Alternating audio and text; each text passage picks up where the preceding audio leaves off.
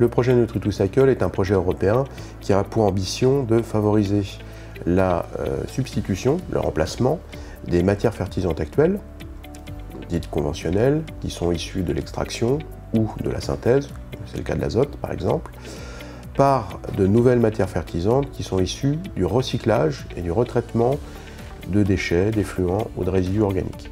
Comme un nouveau règlement européen sur les matières fertilisantes va entrer en application en juillet 2023, la Chambre d'agriculture a décidé d'accompagner ce projet pour acquérir l'expérience nécessaire dans l'accompagnement des agriculteurs dans leur changement de pratique. Ça, c'est sa mission institutionnelle dans le développement agricole, et aussi parce que cela correspond à une attente sociétale de production agricole de qualité et durable. Nous avons proposé à 2 exploitations de participer, une exploitation qui associe élevage, production végétale et agroforesterie, c'est l'exploitation Manico, et une exploitation conduite en agriculture biologique qui propose un atelier de culture pérenne avec de la vigne, c'est l'exploitation Le Petit Bois. Sur la ferme, nous produisons des grandes cultures, de la vigne, sur une surface de 120 hectares. Et nous ne faisons pas que produire, nous vendons aussi les 3/4 de notre production en circuit court.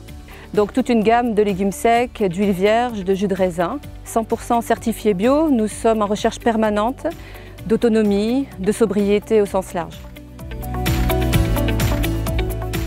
Notre particularité, c'est que nous avons uniquement des oies, ce qui est maintenant rare dans le monde de l'élevage. Et autre particularité, c'est que tout est fait à la ferme. Alors, on a l'habitude de dire du champ à la cuisine, puisque nous sommes à la fois céréaliers, donc on produit nos céréales, qu'on stocke, qu'on transforme pour l'alimentation de nos oies. Ensuite, on fait les différentes phases d'élevage, gavage, pour aller jusqu'à la cuisine et la vente directe sur la ferme. Quand on presse de l'huile, il reste des tourteaux. Et la question se posait pour nous de la valoriser en alimentation animale auprès de collègues éleveurs.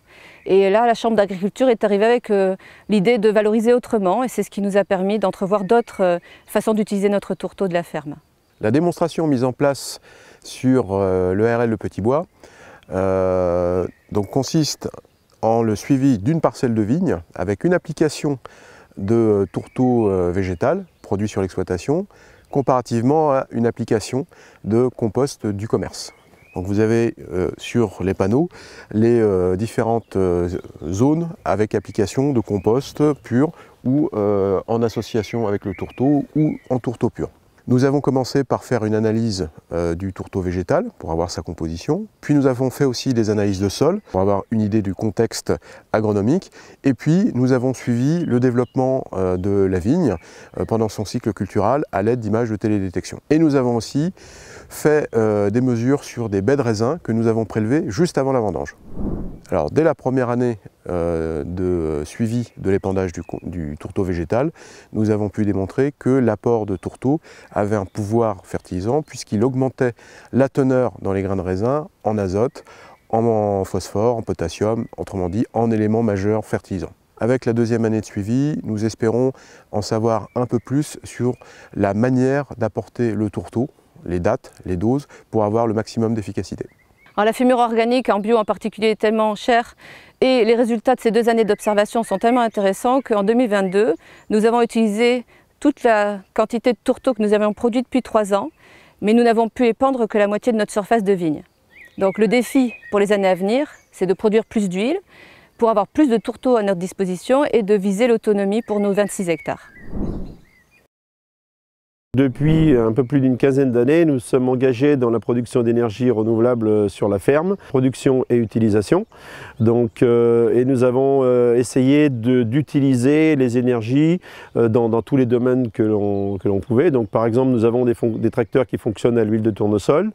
Ensuite, nous produisons de l'eau chaude pour la partie conserverie. Nous avons donc des panneaux solaires thermiques. Depuis 2009, nous avons des panneaux solaires photovoltaïques sur l'exploitation.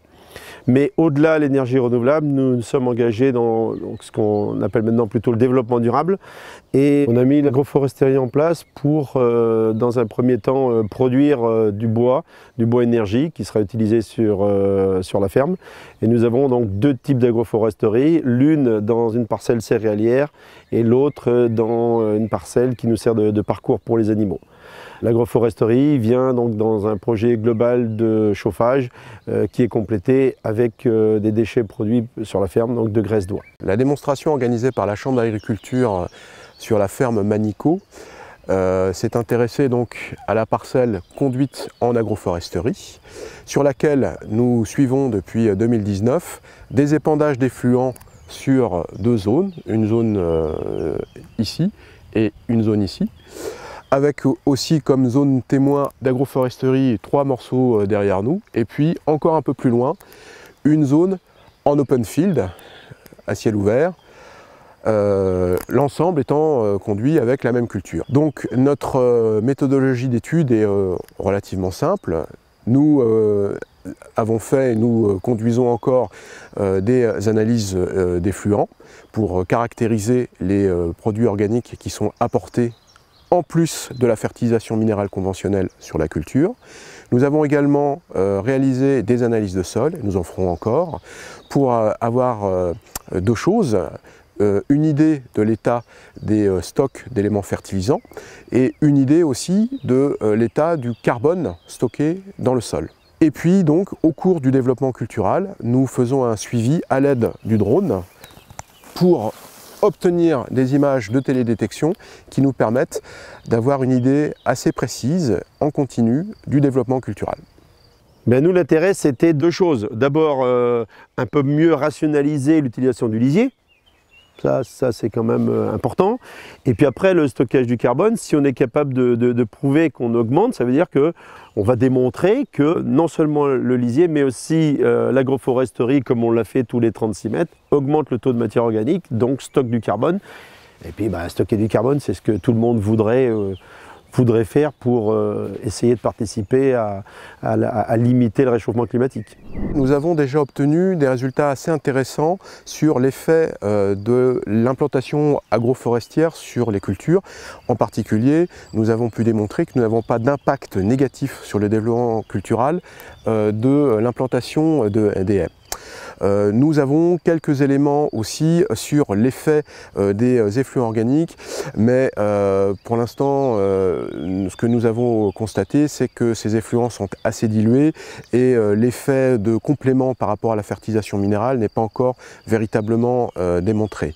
Et nous avons comme troisième effet des résultats assez intéressants sur le stockage du carbone et sur l'évolution de la fraction carbonée de la matière organique du sol. Alors il reste encore une année de suivi plus légère que les années précédentes sur le développement cultural, mais nous allons en fin de programme surtout nous intéresser au stockage de carbone d'origine organique dans les sols. Nous souhaitons en effet voir si nous avons des différences entre la partie agroforestière et la zone témoin en open field sur l'évolution de la fraction de la matière organique stable et sur l'évolution de la fraction plus labile.